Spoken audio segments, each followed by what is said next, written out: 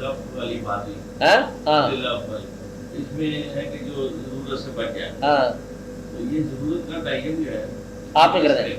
ایک آپ نے اشارہ کیا کہ اولاد کے بالغ ہونے تک ہاں یا کمانے، اس کے علاوہ بھی کوئی ایسی باتیں ہیں جن سے ضرورت کا یہ تم اور تمہارے اللہ کی بات ہے، اس کا طے اسٹیٹ بھی نہیں کرے گی، تم بھی کرنا ہے کہ وہ چیز کہ اگر آپ کو محروم کر کے پیسے سے کسی سال پر پھینک دیا جائے تو زندگی گزارنے کے لیے جو آپ کا چٹھی جائے گی اتنے پیسے میرے پاس ہونے چاہیے، اجنبی دیش میں ہو، یعنی کہ جو آپ کے لیے ضرورت کی بات ہو.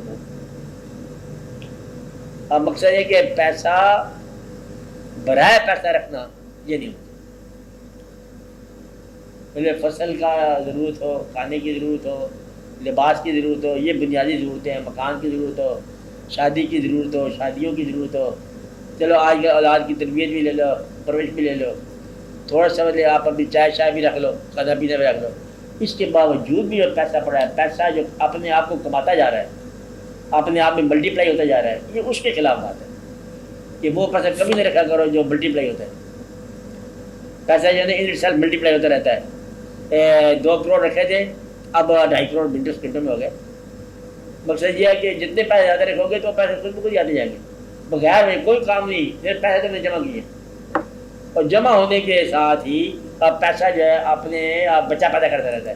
وہ بچہ حرام ہے اسلام ہونے کے. یہ پوچھا تھا یہودیوں کو بات کی تھی کہ اسلام نے یہ پیسہ منع کر دیا ہے، سود، یعنی کہ پیسہ پڑا ہوا اور وہ آپ کو اپنے ساتھ کوئی اور پیسہ بنا دے، کسی کے استعمال میں دیا، ساتھ اور پیسہ لایا، جمع کیا اور لگایا. تو یہودی کہتے تھے کہ دیکھو یہ تو ایسی بات ہے جیسے ہم بھیڑیں رکھتے ہیں نا تو اون خود بخود ملتی ہے، تو وہ ہماری معیشت ہے، پیسے سے پیسہ بنانا. اسلام نے یہ بات منع کر دی کہ پیسے سے پیسہ نہ بناؤ. انہوں نے بھی ایک نئی ٹرم بنا دی کہ ہے کوئی مطلب ہے جو قرض ہنسنا ہے تو قرض ہنسنا اگر کسی کو دینا پڑ جائے تو قرض ہنسنا لو کہ مال کے بدلے سے مال ہی لے لو اور کوئی اضافی شے نہ لو، اور پیسہ کو ملٹی پلائی ہونے سے بچاؤ. کیونکہ یہ ہے یہاں کہ سماج جو ہے وہ معروم ہو جائے گا اور لوگوں کے پاس جو ہے وسائل کم ہو جائیں گے، لوگوں کو ان کی ضروریات نہیں ملے گی. بچوں اس بات یہ اب باقی اسٹیٹ نے بڑے فیصلے کیے ہیں. اب کیا ہے تو کہاں نے بتایا کیا کیا ہوتا ہے کہ کتنا پیسہ ہونا چاہیے، کیا آپ ہے اسٹیٹ کا ایک مقرر کرے، یہ معیار، یہ حد، یہ ہونا چاہیے. ریاست والے کرتے ہیں، حکومت والے. یہ بہرحال آپ کی اور اللہ کے مابین بات ہے. کچھ لوگ یہاں آگے یہ کہتے ہیں جتنا آپ کے ساتھ اللہ کا رجوع ہو، اللہ کی طرف آپ کا رجوع ہو، کہ وہ کہتے ہیں یہ کہ میں نے بالکل 2.5% نکال دیے زکوٰۃ اپنے انصاف سے اللہ کے حکم کے مطابق. دوسرے نے کہا ہم نے زکوٰۃ تک پیسہ نہیں رکھا.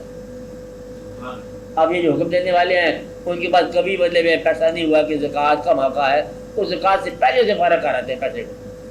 وہ فقراء تو ایسے ایسے مطلب انہوں نے کھیل کھیلے ہیں کہ کہتے ہیں جناب رات کو تہجد پڑھنے لگا تو بے قائب ہو گئے، کوئی مزہ نہیں آیا، تہجد کا بڑی پریشانی ہوئی. تو ہم نے اٹھے مطلب دیکھا گھر میں کیا، اس صبح کے لیے ناشتہ پڑا ہوا تھا جمع کیا ہوا، کہتے ہیں تقسیم کر کے پھر مطلب یکسوئی کے ساتھ تہجد پڑھا. تو وہ کوئی لفظ جو صبح کا ناشتہ بھی کہتے نہیں ہے، یہ کوئی لفظ ہے. رات کو کھانا کھا اور ناشتے کی فکر جو ہے یہ افواہ ہے. آپ کو بات سمجھائی؟ اور ہم تو آپ یہ کہتے ہیں اولاد، بچے، تعلیم. اب یہ جو ہے نا کہ بچے کو میں نے کہا انگلینڈ بھیجنا ہے، انگریزی تعلیم سکھانی ہے، تو دینی طور پر یہ اب میں شامل نہیں ہے. یہ تم اس کو کیسے راستے پر چلا رہے ہو، یہ تو اللہ کرے ایسا نہیں ہونا چاہیے کہ تم اس کو دین سے گمراہ کرو گے اور پیسے کو دین کے نام پر بچانا چاہتے ہو کہ یہ میری اولاد کے کام آ رہا ہے. حالانکہ اولاد کے کام وہ پیسہ نہیں آ رہا، اولاد کو گمراہ کرنے کا کام آ رہا ہے. اس لیے اسلامی آدمی اسلامی پیسہ اپنے اسلامی بچے کے لیے اسلامی کے انداز سے خرچ کرے، غیر اسلامی طرف سے نا. کہ دیکھو آج کل بچوں کی ضرورت ہے، اب بچے ہیں وہ زور کر رہے ہیں، VCR مانگتے ہیں، اگر نہ دیا جائے تو بڑے پریشانی ہو جائے گی. فلمیں، VCR وغیرہ وغیرہ آج کل تو پتہ ہے اب بہت ضرورت ہے. اللہ ضرورت کہتے ہیں اب بچے رہتے ہیں آپس میں جھگڑتے ہیں، ہم نے کہا الگ الگ کمرے میں 2 VCR کر دیتے ہیں. اب یہ ضرورتیں پھیلتی چلی جائیں گی، پریشانیاں بڑھتی جائیں گی. اور اولاد کو اگر VCR کے حوالے سے گرفت ہوئی تو باپ کو اس دن ندامت ہوگی کہ تم نے اپنی اولاد کو بغیر گناہ کے قتل کر دیا. یہ ہے اصل میں قتل. بیا یہ ضم من قتلت، آج جس طرح تم نے اولادیں دفن کی تھی نا پہلے زمانے میں، کہ وہ بیٹی پیدا ہوگی دفن کر دی بغیر یہ گناہ کے، تو وہ بڑا سخت گناہ تھا. پوچھا جائے گا کہ تمہیں کس گناہ کے بدلے قتل کیا گیا. اب ان بچوں سے آج کل پوچھا جائے گا کہ تمہیں کس نے قتل کیا؟ ماں باپ. اس غلط تعلیم پر چلا دیا، غلط راہوں پر چلا دیا. اور خاوند سے پوچھا جائے گا تمہیں کس نے قتل کیا؟ وہ کہے گا ہمیں بیوی نے قتل کر دیا.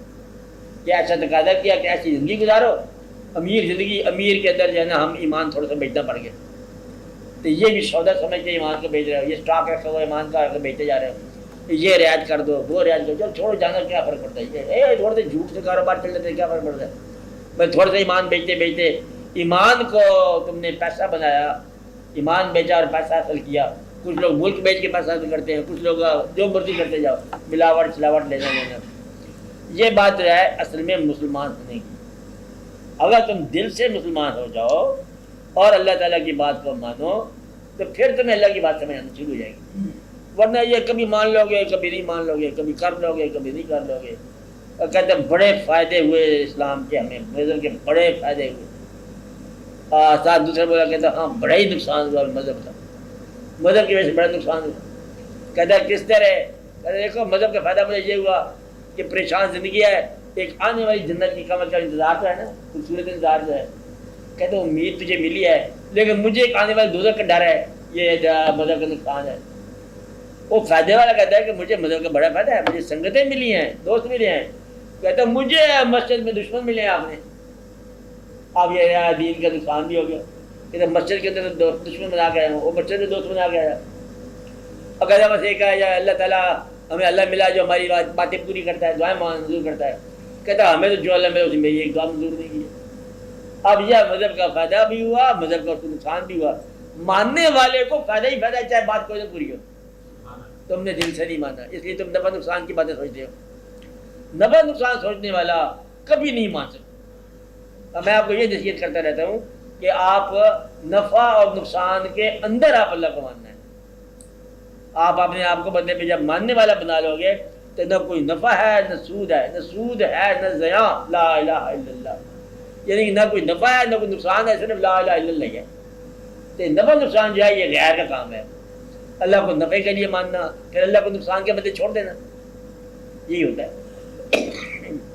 نفع بیان کرنے والا نقصان کے زمانے میں اللہ کو چھوڑ دیتا. ایسا آپ نفع والا اللہ نے مانو، بس اللہ کو مانو، صرف مانو، حکم مانو. نفع نقصان چلتا رہتا ہے کیونکہ آپ کو پتہ نہیں ہے کہ نفع کیا ہے نقصان کیا ہے. تم جسے نفع سمجھ بیٹھے ہو ممکن ہے وہ نقصان ہو، تم جسے نقصان سمجھتے بیٹھے ہو یعنی ممکن نفع ہو. اس لیے آپ اللہ کو دل سے مانتے جاؤ اور موازنہ نہ کرو کہ ہمیں کیا ملا.